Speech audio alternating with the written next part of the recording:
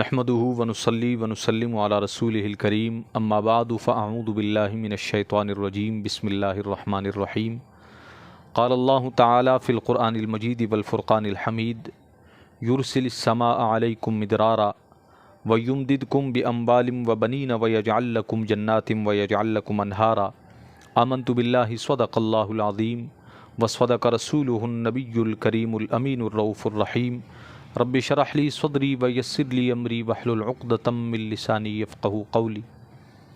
واحسن منك لم تر قط عيني واجمل منك لم تلد النساء خلقت مبرئا من كل عيب كأنك قد خلقت كما تشاء منزه عن شريك في محاسنه فجوهر الحسن فيه غير منقسم بلغ العلا بكماله كشف الدجى بجماله حسنت جميع خصاله صلوا عليه وآله ان اللہ وملائکتہ یصلون علی النبی یا ایہا الذین آمنوا صلوا علیہ وسلموا تسلیما اللہم صل علی سیدنا و مولانا محمد معدن الجود والکرم وعلی آلہ واصحابہ وبارک وسلم صلاۃ و سلاما علیک یا سیدی یا حبیبی یا رسول اللہ۔ حمد و صلاۃ کے بعد تمام تعریفیں اللہ وحدہ لا شریک کے لیے ہیں۔ تمام تر درود و سلام حضور رحمت دو عالم نور مجسم فخر آدم و بنی آدم باعث تخلیق ارض و سما سید العرب والعجم امام الانبیاء والمرسلین سید الکونین والثقلین سید الاولین والآخرین انیس الغریبین مراد المشتاقین شمس الضحیٰ بدر الدجا صدر العلا کہف الورا مصباح الظلم سیدی محمد الرسول اللہ صلی اللہ علیہ وسلم کے لیے ہیں۔ اللہ رب العزت کا بے پناہ فضل و کرم اس خالق کائنات کا احسان عظیم کہ اس جل وعلا نے ایک بار پھر مجھے اور آپ کو اس آن لائن ٹرانسمیشن میں جو بزم عثمان غنی کے پلیٹ فارم سے ہر ہفتے آپ احباب تک بڑی محنتوں اور کوششوں سے پہنچائی جاتی ہے اور جس کا یہ سلسلہ نمبر 350 ہے، یعنی کم و بیش 350 ہفتوں سے تسلسل کے ساتھ درس قرآن کریم کا یہ سلسلہ آپ احباب تک پہنچانے کے لیے بھرپور کوشش کی جاتی ہے، اور آپ سے ہمیشہ کی طرح ہم گزارش کرتے ہیں کہ بزم عثمان غنی کے اس پیج کو آپ لائک کریں اور ان درس قرآن کی ویڈیوز کو جو ہفتہ وار نشر کی جاتی ہیں اپنے گروپس میں، واٹس اپ گروپس میں، فیس بک گروپس میں آپ انہیں شیئر کریں اور ان کے لنکس کو جو ہے آگے سینڈ کریں کہ خیر کی بات کا پھیلانا بھی ہم سب کے لیے صدقہ جاریہ بنے گا۔ دعا ہے اللہ رب العزت ہمیں عمل کی توفیق عطا فرمائے۔ سامعین محترم، قرآن کریم فرقان حمید میں سے ایک مخصوص سبجیکٹ کا انتخاب کیا گیا کہ انبیاء اکرام علیہ السلام سے متعلق قرآن کریم فرقان حمید کے اندر جو صورتیں ہیں ان صورتوں کو ایک ترتیب سے یا انبیاء اکرام علیہ السلام کے ذکر کو ایک ترتیب کے ساتھ آپ احباب کے سامنے قرآن کریم فرقان حمید کی روشنی میں پیش کیا جائے، تاکہ ہم قرآن کریم فرقان حمید اور انبیاء کی اس مقدس جماعت کی تعلیمات سے اپنی زندگیوں کو بہتر بنا سکیں اور دنیا اور آخرت میں کامیابی کو اپنا مقدر بنا سکیں۔ اس حوالے سے سابقہ درس کے اندر سورہ نوح کے چند آیات سے متعلق ہم نے گفتگو کی اور سیدنا نوح علیہ نبینا علیہ السلام اور آپ کی قوم سے متعلق مختصر انداز میں اشارتاً ہم نے ان واقعات کو سننے اور سمجھنے کی کوشش کی۔ میں امید کرتا ہوں کہ میرے بھائیوں نے، احباب نے ان باتوں کو، اس گفتگو کو سماعت کرنے کی اور اسے سمجھنے کی کوشش کی ہوگی، تو اسی تسلسل کو تھوڑا سا آگے بڑھاتے ہیں۔ سیدنا نوح علیہ نبینا علیہ السلام، آپ کی قوم کے ساتھ آپ کا معاملہ جب اس مقام پر پہنچا کہ قوم نے کسی طرح آپ کی دعوت کو قبول نہ کیا، تو پھر سیدنا نوح علیہ نبینا علیہ السلام نے آخری کام یہ فرمایا کہ قوم سے متعلق نوح علیہ نبینا علیہ السلام نے یہ دعا فرمائی جسے دعائے ضرر کہا جاتا ہے کہ اللہ اس قوم پر اپنا عذاب نازل فرمائے۔ یہاں پر یہ بات سمجھ لیجئے کہ انبیاء اکرام علیہ السلام جب کسی ایسے کام کا ارادہ فرماتے ہیں تو اصل میں یہ مشیت خداوندی ہوتی ہے۔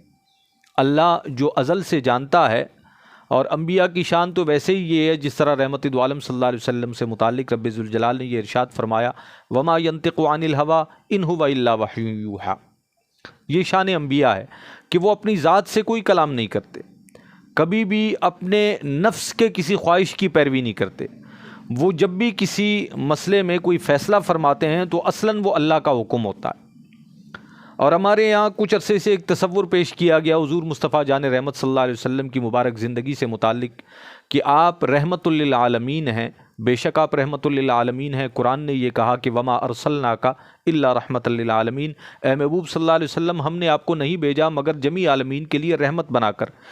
رحمت للعالمین کا تصور یہ لیا گیا کہ اسلام میں فقط رحمت ہی رحمت،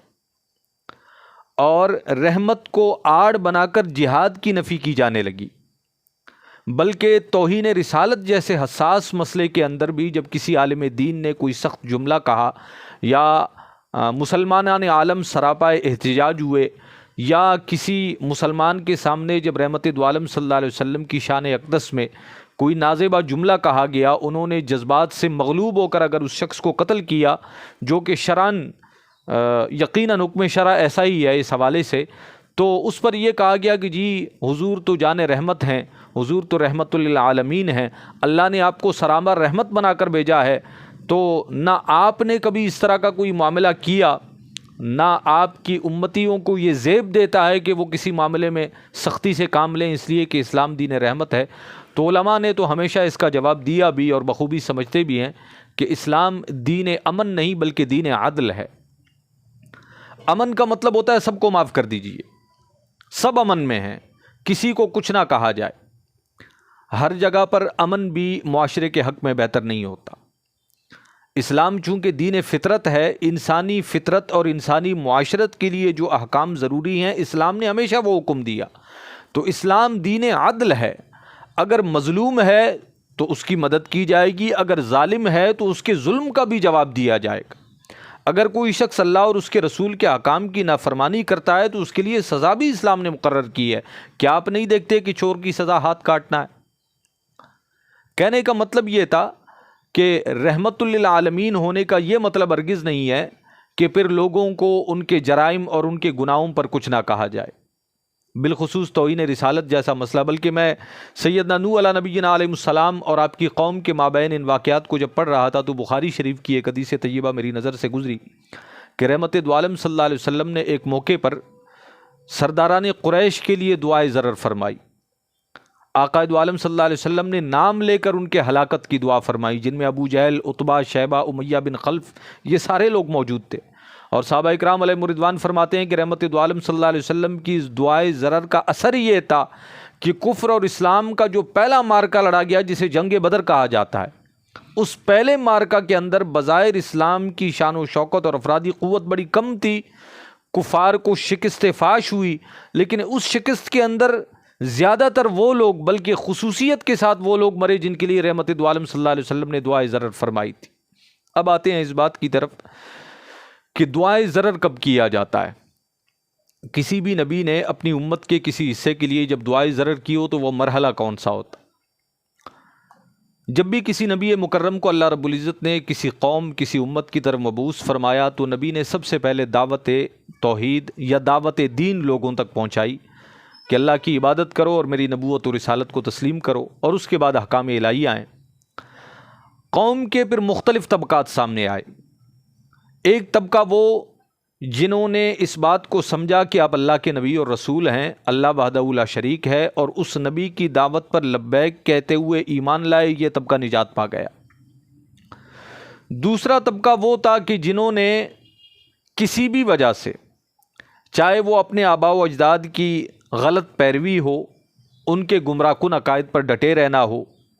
یا معاشرتی معاملات کا خوف کہ لوگ ہمیں کیا کہیں گے، یا اپنے تجارتی تعلقات کا ڈر کہ اگر ہم اس دین کی طرف آئے تو ہمارے معاشرتی رابطے منقطع ہو جائیں گے، جس طرح کہ اسلام لانے پر کئی صحابہ اکرام رضی اللہ عنہم اجمعین کے ساتھ ایسے معاملات کیے گئے۔ اچھا، یہ وہ طبقہ ہے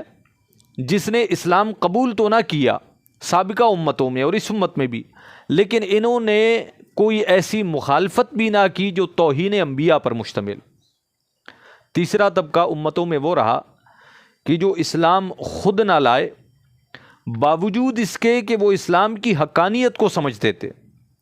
پھر وہ اسلام کے مد مقابل کھڑے ہوئے کہ کوئی اسلام لانا چاہتا تھا تو اسے ڈنڈے کے زور پر روکنے لگے، اور اس کے بعد انہوں نے انبیاء کی مخالفت اس انداز سے کی کہ ان انبیاء کی توہین کرنے لگے۔ جب یہ مرحلہ آتا ہے تو پھر یہ اتنا سخت معاملہ ہے کہ اس مسئلے میں اللہ رب العزت کی جناب سے کسی انسان کے لیے کوئی معافی نہیں۔ اللہ رب العزت اپنے محبوب بندوں کی توہین کو برداشت نہیں فرماتا، بلکہ حدیث قدسی کا مفہوم ہے، اللہ رب العزت نے ان نیک بندوں سے متعلق یہ ارشاد فرمایا جنہیں اولیاء کہا جاتا ہے کہ جس نے ان سے جنگ کی گویا اس نے مجھ رب سے اعلان جنگ کیا، فقد آذنتہ بالحرب۔ حدیث قدسی میں اس بات کا باقاعدہ ذکر ہے، جب اولیاء اکرام علیہم الرضوان سے متعلق یہ حکم ہو، یہ فیصلہ اور یہ قانون رب ذوالجلال کا، تو پھر انبیاء کا مرتبہ تو اولیاء سے کئی درجہ بڑھ کر۔ تو سیدنا نوح علیہ نبینا علیہ السلام نے قوم کی ہلاکت کے لیے دعا فرمائی۔ یہاں پر قرآن کریم فرقان حمید کی ایک اور آیہ مبارکہ کو ہم سامنے رکھتے ہیں۔ اللہ رب العزت نے اپنے پاک کلام کے اندر ارشاد فرمایا لِتُؤْمِنُوا بِاللَّهِ وَرَسُولِهِ وَتُعَزِّرُوهُ وَتُوَقِّرُوهُ وَتُسَبِّحُوهُ بُكْرَةً وَأَصِيلًا۔ پیچھے سے اگر آیہ مبارکہ کے تسلسل کو ہم جوڑیں تو اس طرح ہے کہ اِنَّا أَرْسَلْنَاكَ شَاهِدًا وَمُبَشِّرًا وَنَذِيرًا لِتُؤْمِنُوا بِاللَّهِ وَرَسُولِهِ وَتُعَزِّرُوهُ وَتُوَقِّرُوهُ وَتُسَبِّحُوهُ بُكْرَةً وَأَصِيلًا۔ اے محبوب صلی اللہ علیہ وسلم، ہم نے آپ کو بھیجا، اِنَّا أَرْسَلْنَاكَ ہم نے آپ کو مبعوث فرمایا، بھیجا لوگوں کی طرف، رسول بنا کر بھیجا، شاہدم و مبشرم و نذیرا۔ آپ نے تین کام کرنے ہیں۔ آپ نے ایک تو اس امت پر گواہی دینی ہے ان کے اعمال پر، و مبشرن اس امت کو اللہ کی طرف سے اس کے احکام کی پیروی پر، آپ کے نبوت و رسالت کے اقرار پر، اللہ کی وحدانیت کے ایمان لانے پر بشارت یعنی خوشخبری سنانی ہے کہ اللہ کی بارگاہ میں ان کا اجر یہ ہے، و نذیرا اور نافرمانی اور معصیت پر، ذات باری تعالیٰ کے ساتھ شرک کرنے پر، نبی کے جھٹلانے پر انہیں پھر اللہ کے عذاب کا ڈر آپ نے سنانا ہے۔ یہ تین کام آپ کے ذمے ہیں۔ اس کے بعد پھر امتوں کی باری ہے، انہوں نے کیا کرنا ہے، لِتُؤْمِنُوا بِاللَّهِ، وہ اللہ پر ایمان لائیں، یہ اللہ کا حکم ہے ان کے لیے، وَرَسُولِهِ اور اس کے رسول کو اللہ کا رسول مان کر اس پر ایمان لائیں۔ اچھا، رسول پر ایمان لانے کے بعد اللہ رب العزت نے عمل کا ذکر نہیں فرمایا، فرمایا لِتُؤْمِنُوا بِاللَّهِ وَرَسُولِهِ، اللہ پر اس کے رسول پر ایمان لائیں، وَتُعَزِّرُوهُ وَتُوَقِّرُوهُ، ایمان لانے کے بعد پہلا کام جو انہوں نے کرنا ہے وہ یہ کہ تعظیم اور توقیر کریں اللہ اور اس کے رسول کی۔ اس کے بعد کیا ہے، وَتُسَبِّحُوهُ بُكْرَةً وَأَصِيلًا، پھر صبح و شام اللہ کی عبادت کریں۔ مفسرین نے یہاں بڑا پیارا نکتہ ارشاد فرمایا کہ ان تین چیزوں کو اللہ نے باہم اس طرح جوڑ دیا ہے کہ ہر تین میں سے کوئی ایک دوسرے کے بغیر ناقابل عمل، یعنی کوئی شخص رسول اللہ صلی اللہ علیہ وسلم کی بہت زیادہ تعظیم و توقیر کرتا ہو لیکن تؤمنوا باللہ و رسولہ کی شرط نہ پائی جاتی ہو تو اس کی تعظیم و توقیر اس کے منہ پر مار دی جائے گی، اس کا کوئی اجر و صلہ نہیں۔ آپ اس کی مثال یوں لیجئے کہ کئی غیر مسلموں نے رسول اللہ صلی اللہ علیہ وسلم کی نعت مبارک لکھی لیکن وہ آپ پر ایمان نہیں لائے۔ اگر اتنی ہی محبت تھی حقیقتاً کہ حضور کی مدح سرائی جو ہے وہ بے اختیار کر بیٹھے تو پھر انہیں ایمان لانا چاہیے تھا، ایمان نہیں لائے، تعظیم و توقیر بڑی کی ہے تو ان کا یہ عمل انہیں کوئی فائدہ نہ دے گا۔ تعظیم و توقیر کے بغیر ایمان کسی کام کا نہیں۔ اسی طرح کوئی شخص ایمان تو لے آئے لیکن تعظیم و توقیر نہ کرے، ایمان لانے کے بعد توہین رسالت کا مرتکب ہو، تکذیب کرے یا کوئی ایسا معاملہ کرے جو ایمان سے خارج کر دینے والی ہو، تو اس کا دعوی توحید باطل ہے، اس کا توحید کسی کام کا نہیں۔ اور کوئی شخص لِتُؤْمِنُوا بِاللَّهِ وَرَسُولِهِ،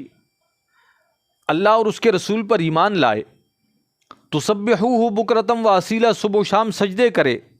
اس کا سجدے کرنا، اس کی عبادتیں کرنا اس وقت تک قابل قبول نہیں ہے جب تک اس میں تعظیم و توقیر نہ ہو۔ اللہ پر ایمان لانا ہے، پھر اللہ اور اس کے رسول کی تعظیم و توقیر کرنی ہے، اس کے بعد عبادات اور اعمال کا مرحلہ ہے۔ عبادات اور اعمال بغیر تعظیم و توقیر کے بیکار اور عبث ہیں، اسی طرح تعظیم اور توقیر بغیر ایمان کے عبث۔ پہلا درجہ ایمان ہے، اس کے بعد تعظیم و توقیر ہے، پھر اعمال کی طرف آنا ہے۔ اور اعمال جتنے بھی کر لے اگر تعظیم و توقیر نہیں کرتا تو پھر اس کا وہ سارا عمل اس کے منہ پر مار دیا جائے گا۔ اللہ کسی کے اعمال کا محتاج نہیں۔ یہ بات ضمناً آ گئی، میں نے کر دی۔ تو سیدنا نوح علیہ نبینا علیہ السلام کی قوم کا وہ طبقہ، بلکہ اکثریتی حصہ اسی طبقے پر مشتمل تھا، ایک تو ایمان نہ لائے، دوسرا نبی اللہ علیہ السلام کے مد مقابل کھڑے ہو گئے اور آپ کی مخالفت اس انداز سے کرنے لگے کہ آپ کی توہین اور آپ کی ذات کی تنقیص کرنے لگے۔ تو پھر آپ نے مشیت الہی کے مطابق اللہ کے حکم سے ان کے لیے دعائے ضرر فرمائی، جو کہ پہلے ہی اللہ نے ان کے لیے مقدر فرما دی تھی۔ سورہ مبارکہ کی اگر ابتدا آپ پڑھیں تو پہلی آیہ مبارکہ یہ تھی، انا ارسلنا نوحا الی قومہ ان انذر قومک من قبل ان یأتیہم عذاب الیم۔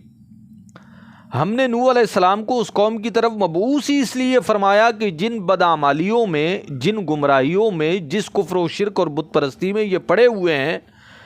اے نوح علیہ السلام آپ انہیں ڈرائیے کہ لوٹ آئیں اپنے رب کی طرف، دین فطرت کی طرف، اللہ کے وحدانیت کی طرف۔ اگر یہ نہیں آئیں گے تو پھر یأتیہم عذاب علیم، اللہ ان پر دردناک عذاب نازل فرمائے گا۔ نوح علیہ نبینا علیہ السلام نے ایک وقت تک یہ کام سر انجام دیا کہ قوم کی تبلیغ کرتے رہے۔ آپ خود فرماتے ہیں، قرآن کی آیات میں ہے کہ میں نے انہیں تنہا تنہا دعوت بھی دی، میں نے انہیں اجتماعی طور پر بھی اللہ کی طرف بلایا، میں نے ہر طرح سے ان کی اصلاح کرنے کی کوشش کی، لیکن وہ کسی طرح اپنے اعمال سے باز نہ آئے، یہاں تک کہ وہ توہین اور تنقیص انبیاء پر اتر آئے، اللہ کے نبی کی مخالفت میں کھڑے ہو گئے۔ تو پھر اللہ کی طرف سے ان کے لیے عذاب مقدر کر دیا گیا، اور وہ عذاب پھر طوفان نوح کی صورت میں آیا کہ اس نے اس ساری قوم کو، بلکہ روئے زمین پر جو کچھ بھی تھا اس وقت، نوح علیہ نبینا علیہ السلام کے واقعے سے متعلق اب میرے عام قارئین اور سامعین کے ذہن میں یہ سوال آئے گا، سابقہ انبیاء جو ہے مخصوص علاقوں اور مخصوص انبیاء کی طرف تشریف لاتے تھے، تو ایک مخصوص جماعت نے نافرمانی کی، ایک مخصوص جماعت نے جھٹلایا اور تکذیب کی، تو پھر پوری روئے زمین پر یہ عذاب کیوں آیا؟ تو باقی علاقوں کے لوگ، ان کو اس عذاب سے کیوں گزارا گیا؟ تو اس کا جواب آپ سامعین کے لیے یہ ہے کہ سیدنا نوح علیہ نبینا علیہ السلام کا زمانہ یہ آدم علیہ نبینا علیہ السلام کے قریب ترین زمانوں میں سے، کچھ تاریخی روایات کے مطابق 186 سال کا وقفہ ہے۔ آدم علیہ نبینا علیہ السلام ہیں، شیث علیہ نبینا علیہ السلام ہیں جو آدم علیہ السلام کے بیٹے ہیں، اور ان کے بعد غالباً نوح علیہ نبینا علیہ السلام کا زمانہ، اور اس کے بعد پھر باقی انبیاء کا زمانہ آتا ہے۔ تو جس وقت آپ کی نبوت کا زمانہ تھا اس وقت نسل انسانی تقریباً جتنی تھی وہ وہی تھی جس کے نبی آپ تھے، اور وہ اس خاص خطہ زمین میں وہ آباد تھی، اور جب عذاب آیا تو روئے زمین پر وہی تھے، تو پھر روئے زمین سارے پر وہ سیلاب آیا اور اس میں یہ لوگ غرق کر دیے گئے، اور اس کے بعد اللہ رب العزت نے بقا اور نجات ان لوگوں کو دی جو سیدنا نوح علیہ نبینا علیہ السلام کے ساتھ کشتی نوح میں سوار ہوئے، اور پھر بقیہ نسل انسانی جو ہے وہ نوح علیہ نبینا علیہ السلام کے ماننے والے اور آپ کی اولاد میں سے آگے چلی۔ میں نے پچھلے درس قرآن کی اس نشست میں یہ گزارش کی تھی کہ ہمارے ہاں ایک مسئلہ جو ہمیں درپیش رہتا ہے وہ ہیں مختلف پریشانیاں، بیماریاں، مصائب و عالم تکالیف، اور سورہ نوح کے اندر بھی ہم نے اس بات کا تذکرہ پڑھا جن آیات کو آج میں نے تلاوت کیا، یرسل السماء علیکم مدرارا ویمددکم باموال وبنین ویجعل لکم انہارا۔ اصل میں یہ ہماری گفتگو کا موضوع ہے۔ سورہ نوح چونکہ ایک مختصر سورت ہے جس کی کل 28 آیات ہیں، تو یہ آج کی اس نشست میں ہم اسے مکمل کرنے جا رہے ہیں اس پیغام کے ساتھ۔ انسانی فطرت یہ ہے کہ وہ لالچ کی وجہ سے بڑے بڑے اعمال کر لیتا ہے، جہاں اسے کوئی منفعت اور فائدہ مل رہا ہو اس کے لیے وہ ہر حد سے گزرنے کو تیار ہوتا ہے۔ امیر المجاہدین علامہ خادم حسین رضوی نور اللہ مرقدہ، اللہ آپ کی قبر پر اپنی کروڑا رحمتیں نازل فرمائے، ایک بڑا پیارا جملہ فرمایا کرتے تھے، فرماتے تھے فجر کی نماز میں آنکھ نہیں کھلتی، لیکن 7 بجے آفس کے لیے پورا شہر دوڑا جا رہا ہوتا۔ آپ کو پتہ ہے وجہ کیا ہے؟ وہ جہاں کام کرنے ہم جا رہے ہیں وہاں ہمیں یقین ہے، ہمیں لالچ ہے کہ وہاں سے ہمیں کچھ مال دنیاوی ملنا ہے، لیکن فجر کی نماز کا جو اجر و ثواب ہے اس سے متعلق ہمارا یقین اس درجہ کامل پر نہیں۔ اب میں اس انسانی فطرت کے اعتبار سے آپ کو کچھ فائدے بتاتا ہوں جن پر عمل کر کے آپ جو ہے شریعت مطہرہ یا اسلام کے قریب ہو سکتے ہیں اور اعمال کو اپنی زندگی کا حصہ بنا سکتے ہیں۔ قرآن کریم فرقان حمید سے متعلق آپ کا میرا ہم سب کا ایمان ہے کہ لا ریب فیہ، اس میں شک کی کوئی گنجائش نہیں۔ اگر یہ ایمان ہمارا نہ ہو تو پھر ہم مسلمان ہی نہیں رہیں گے۔ قرآن کریم فرقان حمید کے اندر سیدنا نوح علیہ نبینا علیہ السلام کے قوم کے تذکرے میں جب نوح علیہ نبینا علیہ السلام کو اللہ رب العزت نے مبعوث فرمایا، اس تنبیہ کے ساتھ کہ آپ قوم کو تبلیغ فرمائیے کہ راہ راست پر آ جائیں، بصورت دیگر انہیں عذاب دیا جائے گا۔ تو ایک عذاب سے اس وقت وہ گزر رہے تھے، یعنی عذاب کی دو قسمیں آپ کر لیجئے، ایک ہے انفرادی، ایک ہے اجتماعی،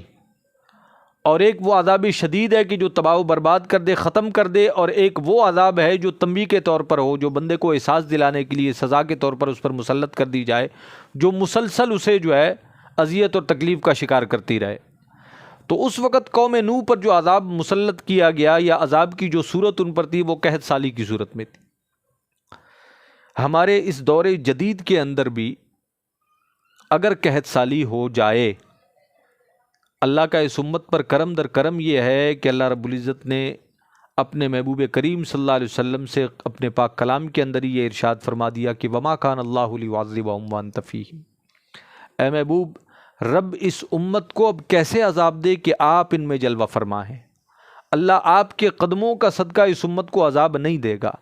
میں ایک چھوٹا سا منظر آپ کو دکھانا چاہتا ہوں کہ فرض کیجئے، چونکہ ہمیں عذاب نہیں دیا جا رہا، اس لیے ایسا ہوتا ہے کہ دنیا کے کسی نہ کسی حصے میں بارشیں ہوتی رہتی ہیں، سلسلہ ہمارا چلتا رہتا۔ اگر مجموعی طور پر اس وقت پوری دنیا حضور کی امت میں شامل ہے، ان میں سے ایک قسم وہ ہے جو امت اجابت ہے، جنہوں نے دعوت کو قبول کیا، ایک قسم وہ ہے جنہوں نے قبول نہیں کیا، لیکن امت تو ساری حضور کی ہے۔ جنہوں نے قبول نہیں کیا وہ امت دعوت میں ہے کہ جنہیں دعوت دی جا رہی ہے۔ اگر مجموعی طور پر پوری دنیا میں بارش برسنا بند ہو جائے تو میں سمجھتا ہوں 6 مہینے سے زیادہ یہ دنیا قائم نہ رہ پائے۔ آج دنیا اپنی آبادی کے اعتبار سے کتنا زیادہ بڑھ گئی ہے، افرادی تعداد جو ہے کتنی بڑھ گئی ہے، پھر اس کے لیے اجناس کا بندوبست کرنا، وہ گندم کی صورت میں ہو، وہ چاول کی صورت میں ہو، وہ سبزیوں کی صورت میں ہو، وہ گوشت کی صورت میں ہو، وہ پانی کی صورت میں ہو، یہ ساری وہ بنیادی ضروریات ہیں کہ جن کے بغیر ہم ایک ہفتہ کیا ایک دن بھی نہیں رہ سکتے۔ اور یہ ساری کہاں سے مل رہی ہیں؟ آپ جتنی بھی ترقی کر لیجئے، آپ کی ساری ترقیاں اللہ کے قدرت کے آگے ہیچ ہیں۔ صرف 6 مہینے پوری دنیا پر اگر ایسے گزر جائیں نا کہ بارش کا قطرہ نہ برسے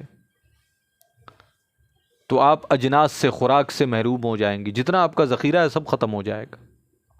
یہ تو روزانہ منوں ٹنوں کے حساب سے اللہ زمین سے ہمیں عطا فرماتا ہے، تو ہم کبھی اس ملک کو بانٹتے ہیں، کبھی اس سے لیتے ہیں، کبھی اس کو دیتے ہیں، تو یہ سلسلہ چلتا رہتا ہے۔ لیکن اگر ایسا ہو کہ اجتماعی طور پر پوری دنیا میں پانی کی ایک بوند نہ برسے، اور زمین سے کوئی سبزہ نہ اگے، اور زمین کے چشمے خشک کر دیے جائیں، تو پھر ہم خوراک کے لیے کہاں جائیں؟ ایک پانی کا وقتی مسئلہ ہوتا ہے جو ہم اپنے بد انتظامی کی وجہ سے پیدا کر دیتے ہیں۔ شہر کے کسی حصے میں کبھی پانی نہیں آ رہا ہوتا، آپ پوچھئے وہاں کے مکینوں سے، ہمیں پتہ ہے کہ پانی صرف ہمارے لائن میں نہیں آ رہا، پاس کے علاقے میں بھی ہے، سامنے دکان پر بھی ہے، کسی کے گھر بور لگایا تو اس کے پاس بھی ہے، اس کے باوجود صرف اسے کہیں سے لانا یا چند روپوں میں خریدنا ہمیں بڑا مشکل پڑ جاتا ہے، ہم مشقت میں پڑ جاتے ہیں۔ سوچئے اگر پوری دنیا میں پانی نہ ہو، پورے شہر میں پانی نہ ہو، تو یہ اجتماعی عذاب کی صورت ہے۔ ہم اس میں نہیں ہیں، لیکن قوم نوح کو اس عذاب سے گزارا گیا کہ آسمان سے بارش نہیں ہوئی، تھوڑے وقت تک زمین کے چشمے چلتے رہے، وہ خشک ہو گئے، بارش نہیں ہوئی تو سبزہ نہیں ہوگا، سبزہ نہیں ہوگا تو گندم بھی نہیں ہوئی، سبزی بھی نہیں ہوئی، چاول بھی نہیں ہوا، کچھ بھی نہ آیا۔ اچھا سبزہ نہیں ہے تو جانوروں کو کھلانے کے لیے چارہ بھی نہیں، نہ آپ روٹی پکانے کے لیے اناج اگا سکتے ہیں، نہ آپ جانوروں کو کھلانے کے لیے چارہ لا سکتے ہیں۔ جب جانور کو چارہ نہیں دیں گے تو دودھ بھی ختم ہو جائے گا، اسی طرح اس کے بدن پر گوشت بھی باقی نہ رہے گا، تو پھر آپ کی ضروریات زندگی چلیں گی کیسی؟ وہ قوم اس تنگ حالی کا شکار ہو گئی تھی کہ قحط سالی کی وجہ سے پیدا ہونے والی مختلف بیماریاں، یعنی زمین میں نمی کا تناسب جو ہے ہمارے آب و ہوا میں، بارشوں کی وجہ سے آب و ہوا کی تبدیلیاں، یہ ہماری صحت کے لیے ضروری ہوتی ہیں۔ دھوپ کا ایک مخصوص مقدار میں، اس جدید دور کے اندر تو آپ کو بتایا جاتا ہے کہ دھوپ سے آپ کو وٹامن ڈی ملتی ہے، اگر سالوں تک آپ پہ دھوپ ہی نہ پڑے، یا چاند کی کرنیں جس سے آپ کئی فائدے اٹھاتے ہیں اگر وہی نہ آپ پر پڑیں، تو پھر آپ کی زندگی کیا ہو؟ ذرا تصور کیجئے، قوم نوح اس عذاب سے گزرے، اولاد مرنے لگی، مویشی ہلاک ہو گئے، خوراک کی قلت ہو گئی، ہر بندہ پریشان اپنی جگہ پر۔ اللہ نے اس مصیبتوں سے نکلنے کا انہیں کیا طریقہ ارشاد فرمایا؟ فرمایا فَقُلْتُ اسْتَغْفِرُوا رَبَّكُمْ إِنَّهُ كَانَ غَفَّارًا۔ یہ جتنی مصیبتیں تم پر ہیں بظاہر اس کے 100 سبب ہوں کہ فلاں مصیبت اس وجہ سے ہے، فلاں اس وجہ سے، فلاں اس وجہ سے، لیکن اصل اس کا سبب کارساز حقیقی اللہ رب العزت کی ناراضگی ہے کہ اس نے اپنی رحمتوں کے نزول کو تم پر بند فرما دیا، اور یہ ساری مصیبتوں کے اسباب بھی ختم ہو جائیں گے اگر وہ رب راضی ہو جائے۔ اور پھر نوح علیہ نبینا علیہ السلام کے ذریعے سے اللہ رب العزت نے جو کلام فرمایا وہ کتنا رحیم و کریم ہے۔ ہمارے ہاں تو یہ ہوتا ہے کہ کوئی غلطی کرے تو سزا ملنی ہی چاہیے، لیکن وہ رب فرماتا ہے کہ نہیں، رب تمہیں سزا نہیں دینا چاہتا، رب اپنے بندوں سے محبت فرماتا ہے، رب تو تمہیں بلاتا ہے اپنے بارگاہ کی طرف کہ اگر گناہ گار بھی ہو، اگر خطا کار بھی ہو، اگر پریشانیوں میں گرے ہوئے ہو، آؤ تو صحیح اس رب کی طرف، اس سے مغفرت طلب تو کرو۔ فَقُلْتُ اسْتَغْفِرُوا رَبَّكُمْ، تم اپنے رب سے مغفرت طلب کرو گے تو وہ رب تمہارے ساتھ معاملہ یہ فرمائے گا، تم اسے کس حال میں پاؤ گے؟ إِنَّهُ كَانَ غَفَّارًا، وہ بہت زیادہ مغفرت فرمانے والا، بخشنے والا ہے، وہ تمہارے سارے خطاؤں سے درگزر فرما دے گا، اور پھر انعامات کی تم پر بارش فرما دے گا، پریشانیوں کی جگہ نعمتیں لے لیں گی، مصیبتوں کی جگہ اس کی رحمتوں کا نزول ہوگا۔ آیہ مبارکہ کے اگلے حصے میں فرمایا کہ جب تم اللہ سے مغفرت طلب کرو گے اور وہ تمہیں بخش دے گا تو اس کی بخشش کا اثر تمہاری زندگی میں یہ ہوگا کہ یرسل السماء علیکم مدرارا، وہ آسمان سے تم پر ایسی بارش نازل فرمائے گا کہ تمہاری زمینوں میں سبزہ اگائے گا، باغات ہرے بھرے ہو جائیں گے، پانی کے چشمے جاری ہو جائیں گے، تمہارے مویشی پلنے پولنے لگیں گے، جب آب و ہوا بہتر ہوگی تمہارے بدن صحت مند اور طاقتور ہو جائیں گے، اللہ تمہارے اولاد میں برکت عطا فرما دے گا، تمہارے مال میں برکت ہو جائے گی، تمہاری زندگیوں میں سکون و اطمینان آ جائے گا۔ بس کرنا تم نے کیا ہے؟ فَقُلْتُ اسْتَغْفِرُوا رَبَّكُمْ، اے محبوب فرما دیجئے کہ اس رب کی بارگاہ میں تم مغفرت طلب کرو۔ آج کی اس مادی زندگی کے اندر نوح علیہ نبینا علیہ السلام کی امت کے مقابلے میں ہمارا حال کچھ بہتر ہے نالہ مصطفیٰ کے تصدق سے، لیکن اعمال میں ہم کوئی ان سے پیچھے نہیں ہے، سوائے اس کے کہ ہمارے سینوں میں اللہ اور اس کے رسول کے فضل سے ایمان کی دولت موجود ہے، ورنہ اعمال کے ذریعے ہم نے اپنے رب کو ناراض کرنے میں کوئی کسر نہیں چھوڑی۔ میں نے جو آیہ مبارکہ پڑھی تھی لِتُؤْمِنُوا بِاللَّهِ وَرَسُولِهِ وَتُعَزِّرُوهُ وَتُوَقِّرُوهُ، اللہ اور اس کے رسول پر ایمان لانا تھا، یہ ہمیں پیدا ہوتے ساتھ گٹی میں پلا دیا گیا۔ یہ اس لیے کہہ رہا ہوں کہ ہم نے یہ کام کیا نہیں، اللہ نے محض اپنے فضل سے ہمیں عطا فرما دی۔ کیا ہوتا اگر کسی غیر مسلم کے گھر ہوتے؟ اس پر بھی کرم در کرم یہ کہ جب ایمان گٹی میں ہمیں پلا دیا گیا تو پھر رب نے ماں باپ ایسے عطا فرمائے کہ جنہوں نے لوریاں بھی دیں تو صدقے یا رسول اللہ کی تعظیم اور توقیر کو ہمارے دلوں میں بٹھا دیا گیا۔ کیا ہوتا اگر اللہ کے فضل سے ہم محروم ہوتے، ہم بھی کسی ایسے گھر میں ہوتے جو یہ کہہ رہے ہوتے کہ نبی معاذ اللہ ہمارے جیسے ہیں، جس طرح نوح علیہ السلام کے قوم کے مشرکین نے، کفار نے کہا، جس طرح رسول اللہ صلی اللہ علیہ وسلم کے زمانے میں مشرکین مکہ نے بار بار یہ کہا کہ تم تو ہم جیسے بلکہ معاذ اللہ ہم سے بھی کمتر ہو، تم تو یتیم ہو معاذ اللہ ثم معاذ اللہ۔ انبیاء کو اپنی ذات سے تولنا، ان کا خود سے موازنہ کرنا، اسلام نے تو ہمیشہ اس بات کی مذمت کی، جو تعظیم و توقیر نہ کرے پھر وہ ایسے نظریات رکھتا ہے، لیکن ہمیں تو یہ بھی گٹی میں پلا دیا گیا۔ تیسرا مرحلہ اللہ نے ہماری ذاتوں پر چھوڑ دیا، تسبحوہ بکرۃ واصیلا، اب تم نے صبح و شام اللہ کی عبادت کرنی ہے، اس کی تسبیح و تحلیل کرنی ہے۔ عبادت کا تصور میں پہلے بھی بتا چکا ہوں، آپ کو اب بھی بتا دیتا ہوں کہ عبادت کا مطلب فقط 5 وقتہ نماز یا حج یا روزہ یا زکوٰۃ یا صدقہ و خیرات نہیں ہے، یعنی اس کا مفہوم اتنا مختصر نہیں ہے، اگرچہ یہ عبادت میں شامل ہیں لیکن کل عبادت اسی کا نام ہو تو ایسا نہیں ہے۔ عبادت کا مفہوم بڑا وسیع ہے۔ اس لیے کہ تخلیق انسان کا مقصد ہی عبادت ہے، اس کی زندگی کے ہر ہر لمحے میں اللہ کی عبادت ہونی چاہیے، اور وہ اصل عبادت جو اس کی جامع شکل بنتی ہے وہ اللہ کی اطاعت ہے، کہ انسان صبح کرے تو اللہ کی فرما برداری میں کرے، وہ گھر سے نکلے تو اللہ کے حکم کی فرما برداری میں نکلے، وہ فکر معاش میں ہو تو اللہ کے احکام کی فرما برداری اور پیروی کرتا رہے، وہ رزق تلاش کرے تو کسب حلال کو اپنا شعار بنائے، وہ گفتگو کرے تو اسے اللہ کے احکام کا خیال ہو کہ مجھے بولنا کیا ہے، کس بات سے میرا رب راضی ہوتا ہے، کس بات سے رب ناراض ہوتا ہے، وہ کسی سے ملے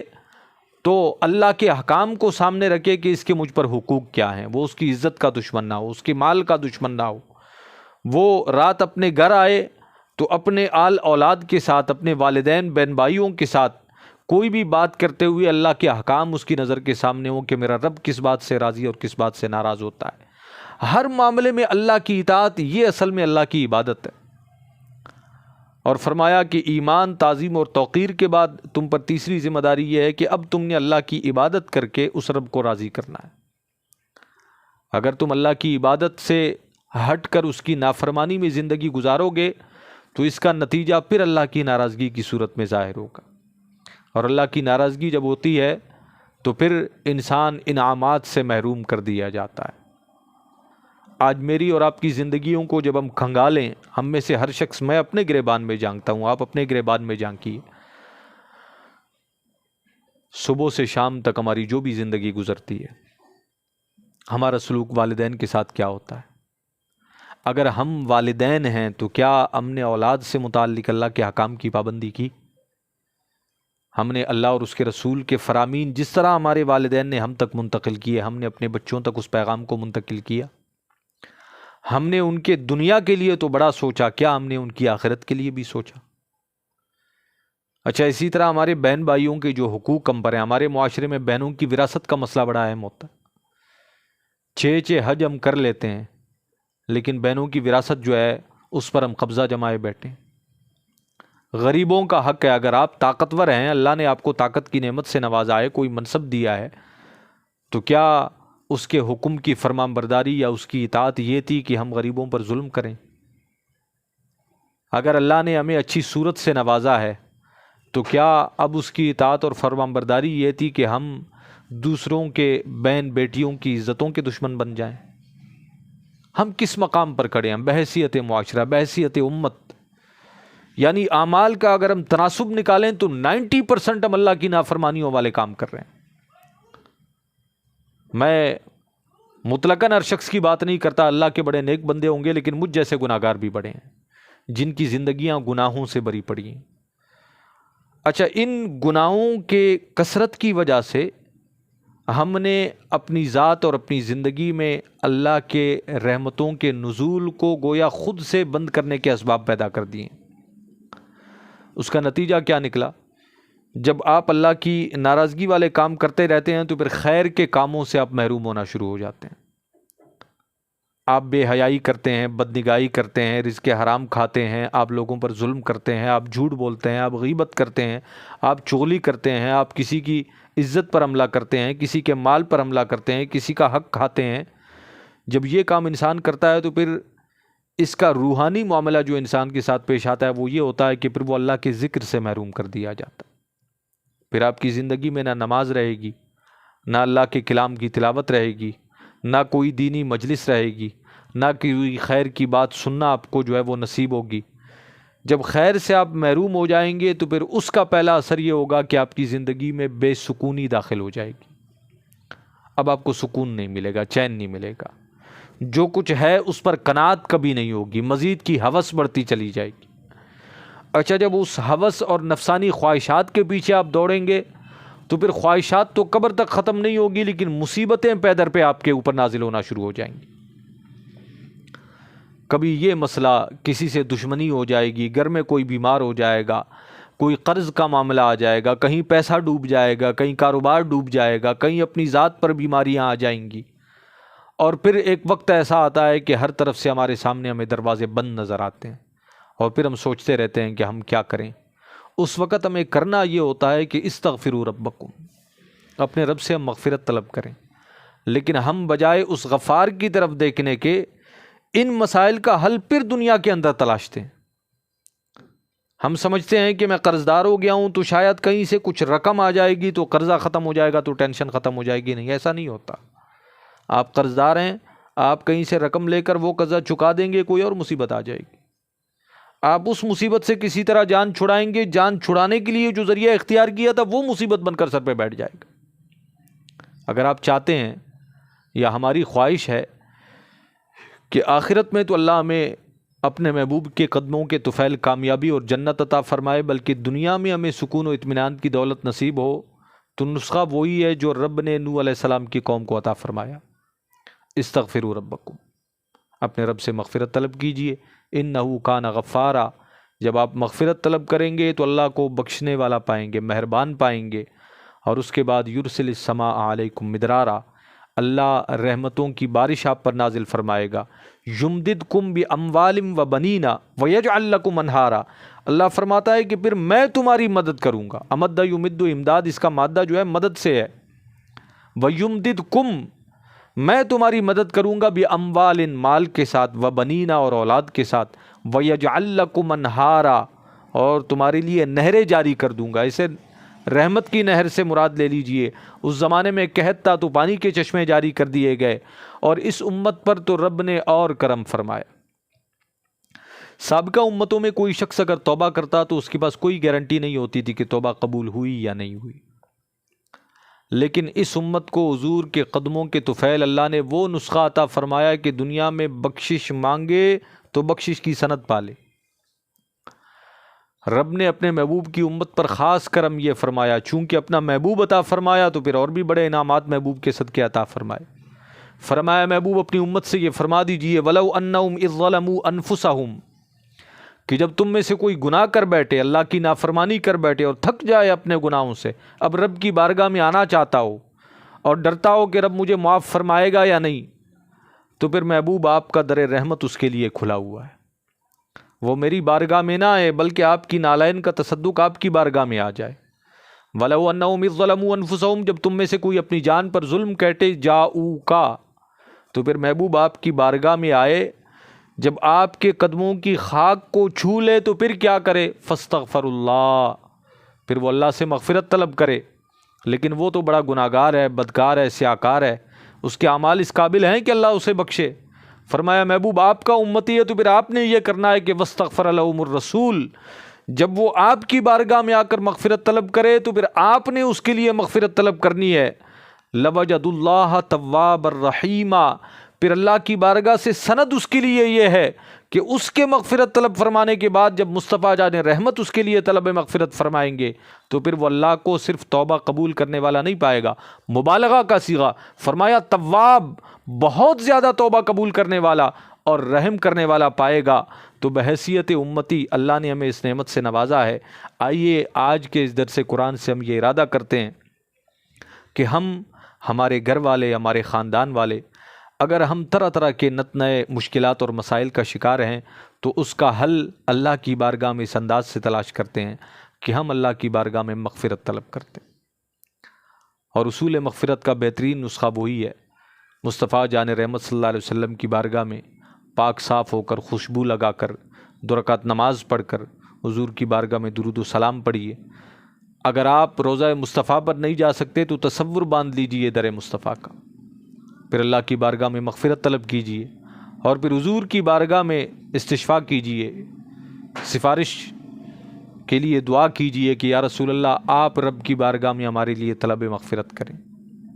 اور مصطفیٰ کا در وہ در ہے کہ جس در سے کوئی خالی نہیں جاتا، سوالی آتے ہیں اور جولیاں بھر بھر کر لے جاتے ہیں۔ تو آپ جائیں گے تو حضور کے در سے آپ خالی نہیں لوٹیں گے، بلکہ رب کی بارگاہ سے مغفرت کی سند لے کر لوٹیں گے۔ اور میں شرطیہ آپ کو کہتا ہوں کہ آپ یہ نسخہ آزما کر دیکھ لیجئے، اگر زندگی نہ بدل جائے تو پھر آپ کہیے گا۔ تمام تر مسائل کا حل، مشکلات سے نجات اور پریشانیاں آج ہم در بدر، اگر کبھی دین کی طرف ہمیں جانا بھی ہوتا ہے تو ہمارے لوگوں کا ذہن کیا بن گیا ہے کہ کسی نے جادو کروا دیا ہے، جا کر کاٹ کروا لو۔ جادو ہمارے اپنے اندر ہے، ہمارے اعمال کا نتیجہ ہے۔ دیکھیے قرآن پاک میں صاف صاف اللہ رب العزت نے، اکثر لوگ آتے ہیں جی وہ رزق میں بندش ہو گئی ہے، کاروبار اچھا بھلا چل رہا تھا، وہ ٹھپ ہو کر بیٹھ گیا۔ اچھا یہ نہیں بتاتے کہ جب پیسہ آنے لگا تو میں اللہ کی نافرمانیاں بھی شروع کر بیٹھا۔ اچھا بھلا کام چل رہا تھا، میں نے آرام خوری شروع کر دی، میں جو ہے نا لوگوں کو دھوکہ دے کر مال بیچنے لگا، جس سے مال اٹھایا تھا اس کا بھی میں نے پیسہ دبا لیا، اس کو بھی پیمنٹ نہیں کر رہا میں۔ یہ نہیں بتائے گا، بس یہ کہے گا کہ وہ جی بڑا اچھا کاروبار چل رہا تھا، شاندار ماحول تھا، پھر کیا ہوا، وہ کام اچانک سے بیٹھ گیا۔ اچھا جی میں نے کسی سے پوچھا یہ ایسا کیوں ہوا، تو کہنے لگے جی وہ بندش ہو گئی ہے آپ پہ، اس کا کیا ہوگا، اتنے پیسے لے آئے ہم کاٹ کر دیں گے۔ اچھا کاٹ بھی کروا لی، پھر بھی کچھ نہیں ہوا، تو کاٹ وہاں سے مت کروائیں، کاٹ اپنے نفس اور خواہشات کی کریں اور اللہ کی بارگاہ میں مغفرت طلب کریں۔ اللہ کی بارگاہ سے وہ رحمتیں برسیں گی کہ دنیا اور آخرت میں نجات آپ کا مقدر ہوگی۔ دعا ہے اللہ رب العزت ہمیں عمل کی توفیق عطا فرمائے۔ وما علینا الا البلاغ المبین۔